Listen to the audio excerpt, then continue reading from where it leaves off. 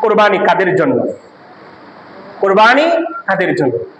কুরবানি ওয়াজিব হওয়ার জন্য 5টা শর্ত। কুরবানি ওয়াজিব হওয়ার জন্য কয়টা শর্ত? 5টা, মনে রাখবেন। 1 নাম্বার হলো মুসলমান হতে হবে। 1 নাম্বার কি? মুসলমান হতে হবে। 2 নাম্বার হলো জ্ঞানবান হতে হবে, পাগল হইলে চলবে না, জ্ঞানবান হতে হবে। 3 নাম্বার ওয়াজিব শর্ত হলো প্রাপ্তবয়স্ক হতে হবে। নাবালকের উপর কুরবানি ওয়াজিব না, এটা সুন্নাহ বা নফল। কথাটা বুঝছেন? নাবালকের জন্য কুরবানি হলো নফল, আর প্রাপ্তবয়স্ক তাদের জন্য কুরবানি কি? ওয়াজিব। কুরবানি ওয়াজিব হওয়ার জন্য 3 নাম্বার শর্ত হলো প্রাপ্তবয়স্ক লাগবে। 4 নাম্বার ওয়াজিব হওয়ার জন্য শর্ত হলো মুকিম হতে হবে। মুসাফিরের জন্য কুরবানি ওয়াজিব না। 5 নাম্বার শর্ত হলো নেশাব পরিমাণ সম্পদ থাকলে তার উপরে কুরবানি ওয়াজিব। এই 5টা শর্ত। 1 নাম্বার কি? মুসলমান হতে হবে। 2 নাম্বার জ্ঞানবান হতে হবে। 3 নাম্বার প্রাপ্তবয়স্ক হতে হবে। 4 নাম্বার কি বলেন? মুসাফির, মুকাইমের জন্য কুরবানি, মুসাফিরের জন্য কি না? কুরবানি না। এখনই বুঝলে গেছে, বাড়িতে তো শেষ। 5 নাম্বার হলো নেশাব পরিমাণ সম্পদ থাকতে হবে। এবার এখন আসেন আরেকটা পয়েন্ট, নেশাব পরিমাণ সম্পদ কতটুকু? নেশাব পরিমাণ সম্পদ হলো 52.5 ভরি রূপা আর 7.5 ভরি রূপা। 7.5 ভরি আপনার স্বর্ণ, 52.5 ভরি রূপা। ওই পরিমাণ যাদের অর্থ আছে তাদের উপরে কুরবানি কি ওয়াজিব। এখন প্রশ্ন হলো, রূপা এবং স্বর্ণ যদি আলাদা আলাদা, স্বর্ণ হয়েছে 7.5, রূপা হয়েছে 52.5, এখন যদি রূপা এবং স্বর্ণ মিলায় যদি 7.5 ভরির পরিমাণ যদি অর্থ হয়ে যায়, তাহলে তার উপরে কুরবানি ওয়াজিব এবং যাকাত ওয়াজিব। এবার আসেন রূপার হিসাব ধরেন। বর্তমান বাজার রূপার হিসাব হলো 3,400 টাকা করে। বর্তমান সময়ে তার কাছে যদি 1,72,000 বা 74,000 টাকা যদি নগদ যদি দেখে, তার উপরে কুরবানি ওয়াজিব। এবার আসেন যাকাতের হিসাব হলো বাৎসরিক। আমার একটা অর্থ আছে, ওই অর্থটা 1 বছর অতিক্রম করার পরে ওই সম্পদের কিন্তু যাকাত হবে। আজকে এখন আমার কাছে 2 লক্ষ টাকা আছে, এখন কিন্তু আমার জন্য আমার কি না? যাকাত ওয়াজিব না। ওই সম্পদটা 1 বছর অতিক্রম করার পরে যদি নেশাব পরিমাণে যদি আওতায় যদি পড়ে যায়, তাহলে আমার তখন যাকাত ওয়াজিব হবে। আর কুরবানির ক্ষেত্রে হইছে ব্যতিক্রম। কুরবানির ক্ষেত্রে ব্যতিক্রম কি? জিলহজের, মনে রাখবেন, জিলহজের 10, 11, 12 এই 3 দিন যদি কারো কাছে যদি নেশাব পরিমাণ যদি সম্পদ হয়, তার উপরে কুরবানি ওয়াজিব। এখন আমার 10 তারিখ আমার টাকা নাই, 11 তারিখ আমার টাকা হয়ে গেছে, ওই 11 তারিখে আমাকে কুরবানি করতে হবে। 11 তারিখ আমার কাছে টাকা হইলো না, 12 তারিখ আমার কাছে নেশাব পরিমাণ সম্পদ হয়ে গেছে, তাহলে 12 তারিখে আমার কুরবানি করতে হবে। তাহলে বোঝা গেল যাকাতের মাসলা হলো 1 বছর অতিক্রম করা, আর কুরবানির মাসাইল হলো জিলহজের 10, 11, 12 ওই 3 দিন যদি কারো কাছে যদি নেশাব পরিমাণ যদি সম্পদ থাকে, তাহলে তার উপরে কুরবানি ওয়াজিব। তার উপরে কি? কুরবানি ওয়াজিব। এবার আসেন কুরবানি আমরা পশু করব। সর্বপ্রথম কুরবানির যে বিষয়টা হলো, সর্বপ্রথম আমার নিয়ত সহি হতে হবে। নিয়ত কি হতে হবে? সহি। সামনে তো কুরবানি আসতেছে, নিয়ত কি থাকতে হবে? সহি থাকতে হবে। এখন যদি আমরা লক্ষ্য করবেন মাসালাগুলা, যদি আমরা শরীকানা যদি কুরবানি হয়, 6 জনের নিয়ত করলো আল্লাহ সন্তুষ্টির জন্য আমি কুরবানি করব, আরেকজন নিয়ত করলো আমি গোশত খাওয়ার জন্য কুরবানি করব, পুরা কুরবানি নষ্ট হয়ে যাবে। পুরা কুরবানি কি হয়ে যাবে? কেন? নিয়তের মধ্যে গলত। এই জন্য সাবধান, যারা আমরা যৌথভাবে কুরবানি করব, আমরা নিয়ত থাকবে কার জন্য? আল্লাহর সন্তুষ্টির জন্য। তারপর আরেকটা গুরুত্বপূর্ণ মাসালা হলো, আপনার টাকা এবং যে অর্থ দিয়ে আপনি কুরবানি দিবেন, এই অর্থটা আমার হালাল হতে হবে। কি হতে হবে? হালাল হতে হবে। যদি কারো অংশ যদি হারাম হয়, তাহলে বাকি সবার কুরবানি নষ্ট হয়ে যাবে। এই জন্য যারা শরীকানা কুরবানি দিবে, খুব সতর্ক।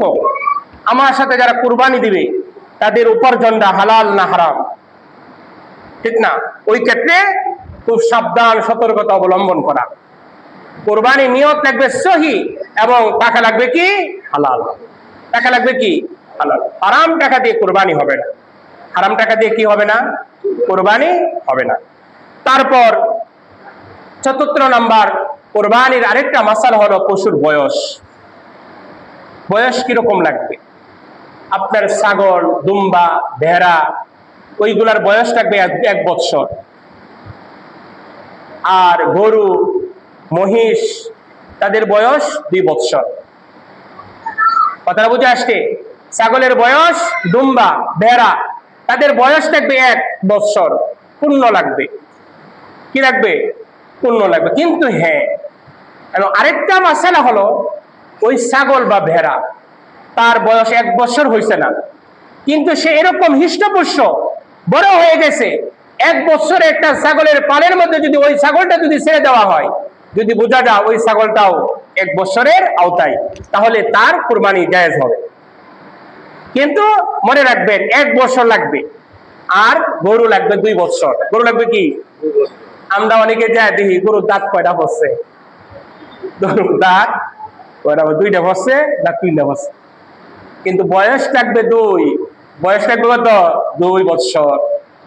দাঁত তো পরে দেখবেন, আগে বয়স দিঘা বয়স কত হয়েছে। এই জন্যই গরুর বয়স বা মহিষের বয়স লাগবে 2 বছর। 5 নাম্বার কুরবানির আরেকটা মাসালা হলো এক বেশিওয়ালা কুরবানি পশু জায়েজ কিনা। এই কুরবানি পশু জায়েজ। পশুর যদি আপনার সার হয়, বেশি যদি একটা হয়, তাহলে এই পশু কুরবানি করা কি জায়েজ আছে।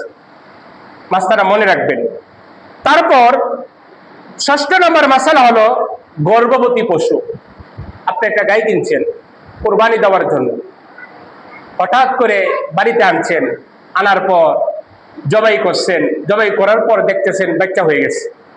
বাচ্চা কি হয়েছে? ওই গর্ভবতী পশু কুরবানি করতে হবে।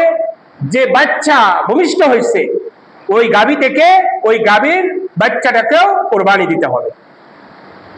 মাসালাটা বুঝছেন? গর্ভবতী কোনো মানে অর্থাৎ গাভী গরু আপনি কিনছেন, এখন তো কেনার তো কোনো প্রয়োজন নাই, মানে ডিজিটাল যুগ, ঠিক না? গাভী গর্ভবতী না গর্ভবতী না, এখন তো মেশিন আছে। খুব সুন্দর একটা ব্যবস্থা, আপনি পরীক্ষা করে নিবেন। যদি না করেন, ঘটনাক্রমে বইতে গেছে, জবাই করার পর বাচ্চা, ওই বাচ্চা জীবিত, তাহলে গাভীও কুরবানি করতে হবে। ওই পশু, এই বাচ্চাটাকেও কি করতে হবে? কুরবানি করতে হবে। তারপর একটা পশুর মধ্যে কতজন শরিকানা থাকবে? ছাগল, ভেড়া, দুম্বা তাদের ক্ষেত্রে 1 জন। আর গরু, মহিষ, দুম্বা, গরু, মহিষ বা উট 7-এর অধিক রাখা যাবে না। 7 জন। গরু বলেন, মহিষ বলেন, উট বলেন, ওদের 7টার অধিক রাখা যাবে না। আর ছাগল, ভেড়া, দুম্বা এইগুলোর মধ্যে 1 জন। কথাটা বুঝছেন? তারপর আরেকটা মাসালা হলো ল্যাংড়া পশু কুরবানি করা যাবে কিনা। এখন একটা কুরবানি গরু কিনছেন ল্যাংড়া, সে হাঁটতে পারে না, 4টা হাত পায় এরকম দুর্বল, সে হাঁটে যাইতে পারে না, এই পশু দ্বারা কুরবানি হবে না। এই পশু দ্বারা কি হবে না? কুরবানি হবে না। কুরবানি পশুরা লাগবে একটা হৃষ্টপুষ্ট নিখুঁত একটা পানি রাখবে। কেন? নিখুঁত একটা প্রাণী রাখবে। তারপর আসেন 9 নাম্বার আরেকটা কুরবানির যে মাসালা হলো হিজরা পশু, যেটা নরও না মাদিও না, যেটা মানে পুরুষও না মহিলাও না। কথাটা বুঝছেন? এরকম পশু কুরবানি করা জায়েজ নয়, কুরবানি হবে না। কথাটা ওইলে পুরুষ লাগবে, ষাঁড় লাগবে, নালে গাভী লাগবে। একটা আছে গাভীও না ষাঁড়ও না, এটা আমরা বলি হিজরা। এরকম পশু দ্বারা কুরবানি হবে না। তারপর 10 নম্বর আরেকটা মাসালা হলো দুর্বল পশু। দুর্বল পশু, এরকম দুর্বল, সে শুকনা, সে হাঁটতে পারে না, খাইতে পারে না, এরকম পশু দ্বারাও কুরবানি হবে না। এরকম পশু দ্বারা কি হবে না? এখন বাজারে গেলাম, আচ্ছা গরুটা যেহেতু শুকনা, টাকা পয়সা একটু কমই লাগবে, এটা লয়ে যাইবে না, হৃষ্টপুষ্ট একটা পানি রাখবে। কুরবানির জন্য একটা হৃষ্টপুষ্ট কি লাগবে? পানি লাগবে।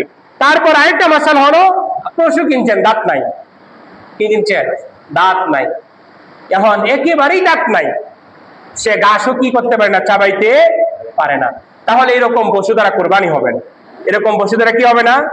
কোরবানি হবে না। এখন আরেকটা মাসালা হলো, পশু কিনছেন, কান নাই বা লেজ নাই।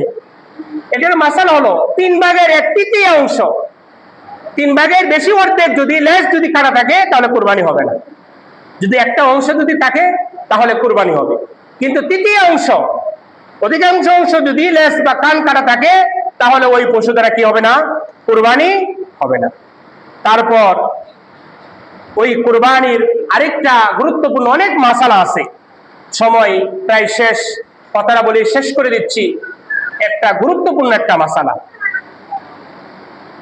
এখন যারা আমরা শরীকানা কুরবানি দিই, শরীকানা কুরবানি দেওয়ার পরে এতে একটা শরীক যদি মারা যায়, অনেকে মারা যায় না, ধরেন আমরা 7 জনে মিলে একটা পশু কিনছি, হঠাৎ করে কুরবানির আগেই একজন লোক মারা গেছে, তাহলে তার বিধান কি? তার বিধান কি? তার সন্তানাদি যদি বলে কুরবানি দেওয়ার জন্য, তাহলে কুরবানি দিতে পারবেন, না হয় যারা থাকবে তার অংশটার টাকাটা ফেরত দিতে হবে। কথাটা বুঝছেন? শরীকানা যদি কুরবানি হয়, একদিন যদি মারা যায়, তাহলে তার পরিবারের অনুমতি লাগবে। পরিবারে যদি অনুমতি দেয় তাহলে কুরবানি হয়ে যাবে, আর অনুমতি যদি না দেয় তার অংশটা ফিরিয়ে দিতে হবে। তার অংশটা কি দিতে হবে? ফিরিয়ে দিতে হবে। যাই হোক, অনেক মাসালা আছে, আগামী সপ্তাহে ইনশাল্লাহ যতটুকু বললাম। সামনে জিলহজ মাস শুরু হয়ে যাবে, আমরা 11 সুন্নাহগুলো আমরা অবশ্যই পালন করব। যেহেতু সামনে কুরবানি আসতেছে, অবশ্যই কুরবানির জন্য 5টা ওয়াজিব, 5টা শর্ত আমরা মেনে চলবো, যাদের উপরে কুরবানি ওয়াজিব। উলামায়ে কেরামের সাথে পরামর্শ করে ইনশাল্লাহ কুরবানি দিবেন এবং নিয়ত সহি করবেন, এবং টাকা যাতে হালাল হয়। আল্লাহ পাক সবাইকে আমল